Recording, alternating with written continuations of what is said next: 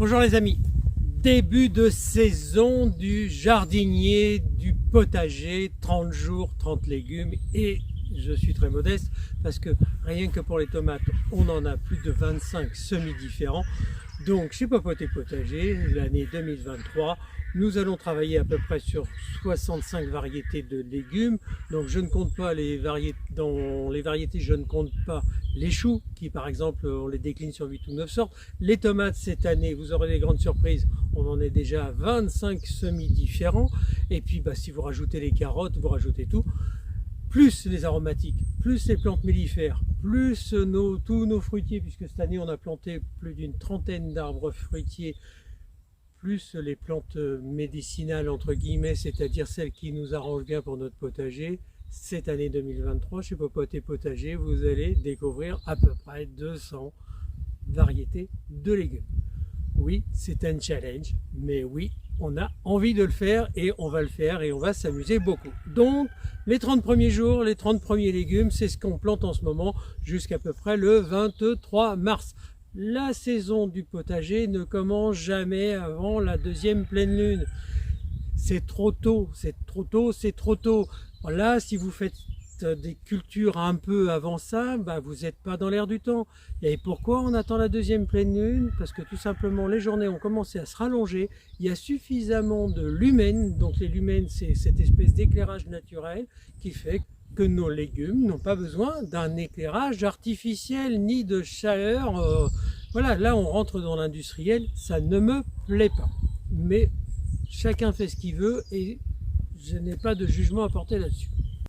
Jardiner avec la lune, ça veut dire quoi? S'inscrire dans la biodiversité, dans l'espace naturel de la nature, c'est-à-dire que la nature, il y a 4 saisons, on ne jardine pas des tomates au mois de décembre, au mois de janvier, on commence les semis à la fin février pour avoir des plants qu'on va commencer à faire travailler en serre au mois d'avril et pour les mettre en pleine terre directement au mois de mai.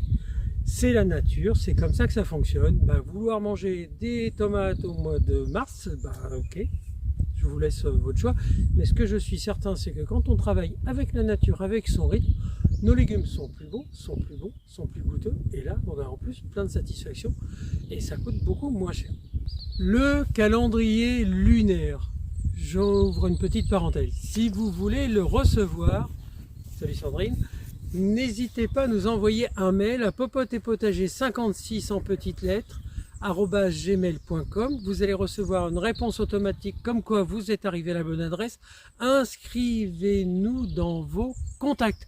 Pourquoi? Si on est dans vos contacts, quand vous allez recevoir notre fichier qui fait plusieurs dizaines de pages, qui vous explique beaucoup de choses et tous les légumes du potager, eh bien parfois ça bloque parce que vous avez des anti-spam, vous avez des systèmes de protection qui sont normaux, et bien ça coince et puis résultat vous ne recevez pas. Je reçois des mails, oui j'ai pas reçu, mais en réalité c'est une difficulté de l'informatique d'aujourd'hui et de tous ces anti-spam. Autre question qui est récurrente et qu'on me pose très régulièrement, est-ce que le calendrier lunaire est fait pour tout le monde? Oui, absolument tout le monde, dans l'hémisphère nord, sur la longitude dans laquelle on est. C'est-à-dire que c'est valable pour toute la France, c'est valable pour l'Italie, c'est valable pour une grosse partie de l'Europe qui fonctionne sur la même longitude, c'est-à-dire on n'est pas sur l'équateur, on n'est pas dans l'hémisphère sud, vous savez que ça se retourne les saisons, donc nous on travaille sur cette bande-là. Les particularités liées au climat qui existent dans chaque région. Par exemple, en France, la Méditerranée, qui est beaucoup plus ensoleillée, qui a un temps plus clément. Pourquoi? Parce que le vent d'ouest et le vent du sud-ouest viennent cogner ou taper contre les Alpes, ça s'accélère en prenant un virage, ça descend sur le sud, ça s'appelle le Mistral chasse les nuages, donc il fait plus chaud très souvent dans la Méditerranée qu'en Bretagne. Mais c'est comme ça, et ils n'ont pas beaucoup de jours d'avance, d'autant plus que quand on regarde bien la culture que l'on fait en extérieur, un peu partout en France, il y a un peu l'ail qui avance, les fèves en Provence, et il n'y a pas grand chose d'autre, Après tout le reste ça se passe à l'abri. Donc nous cultivons à l'abri et vous pouvez en faire pareil. Alors effectivement, Si vous êtes dans les Hautes-Alpes, si vous êtes en Suisse, si vous êtes dans les systèmes montagneux du Jura, du Massif central des Pyrénées, et forcément il faut attendre qu'il fasse un peu meilleur. Mais je vous promets que notre calendrier lunaire, comme il y a plusieurs dates de rattrapage, il est à peu près valable pour tout le monde. Le cycle de la vie est universel et intemporel, c'est-à-dire que quand on arrive en lune montante, c'est la période pour semer, quand on est en lune descendante, c'est la période pour planter. Lune montante, la Terre l'espace se recule parce que la lune est moins influente et donc il y a plus de place. Les légumes ont tendance à plus pousser et puis quand la lune elle se rapproche, eh bien on est en lune descendante et puis les légumes ils s'enfoncent bien dans la terre. Donc forcément les légumes racines en pleine terre et les semis en plein air, quelque chose comme ça. Vous voyez, mais je vous l'explique beaucoup mieux dans notre agenda et dans notre calendrier lunaire. Petite période qui s'annonce devant nous, du 1er au 15 mars, c'est la bonne période pour finir tous les amendements de la terre. Vous voyez, je suis en plein boulot. Alors j'ai commencé, moi il y a déjà une quinzaine de jours. Pourquoi? Parce qu'ici il va y avoir tous les oignons, tous les échalotes, et puis il y a déjà l'ail qui est en pleine effervescence. Je lui ai mis un petit voile de forçage pour le protéger, non pas du froid ni de quoi que ce soit, c'est parce que j'avais labouré, les oiseaux, et on a des centaines, voire des milliers d'étourneaux dans le coin, viennent gratter la terre pour récupérer de quoi manger, et ils me sortent malheureusement toutes mes têtes d'ail, donc j'ai mis une protection. Coucou les amis, donc Thierry, on peut commencer à semer en ce moment alors? Ouais, pas qu'en ce moment, on a déjà commencé, hein, parce que là on a des radis qui sortent, on a les navets qui sont sortis, on a des petits oignons, c'est une continuité. Super. On va y revenir là-dessus, ouais. Mais... Une chose qu'il faut qu'on précise, parce qu'on a eu beaucoup de retours par rapport à ça. Nous, on filme les vidéos en fonction de notre calendrier lunaire. Mais vous, lorsque vous voyez les vidéos, eh bien, les dates sont forcément décalées.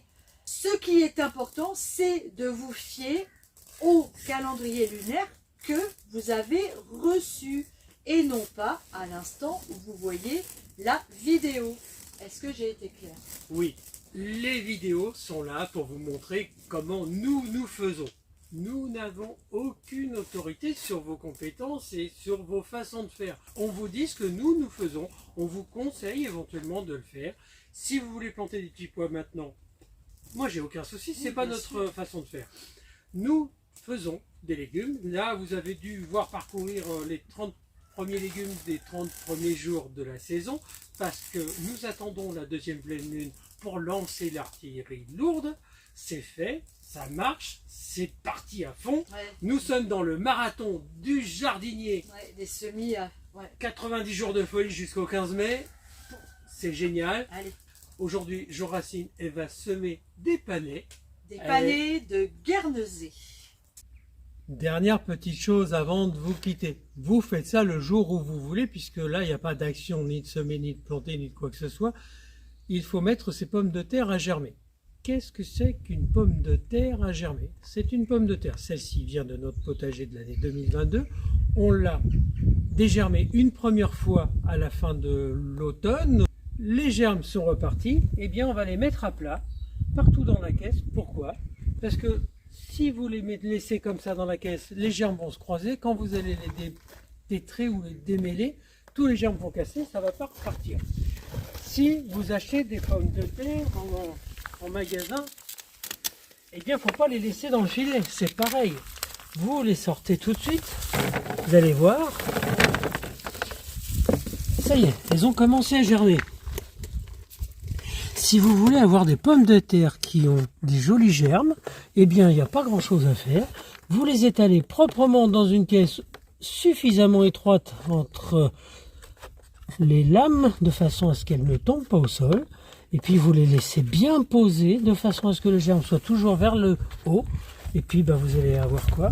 Des belles pommes de terre prêtes à planter. Alors,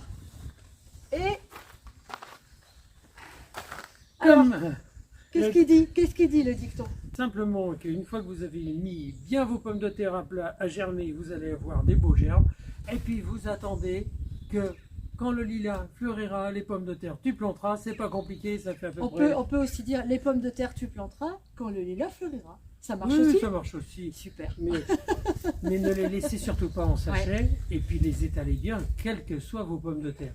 Vous verrez, on reviendra sur le sujet des pommes de terre. On avait déjà fait pas mal de vidéos sur la culture, sur les récoltes. Et puis, vous savez qu'il y a même une playlist patates, je vous aime. Ouais. Tellement Sandrine adore les patates. C'est même plus aimé, mais c'est adoré. Et puis, ben voilà, n'oubliez pas de vous abonner. De mettre des jolis pouces bleus. Ouais, si vous avez envie de nous poser des questions très particulières, ben vous avez toujours Facebook pour pouvoir le faire. Ou Instagram. Ou Instagram.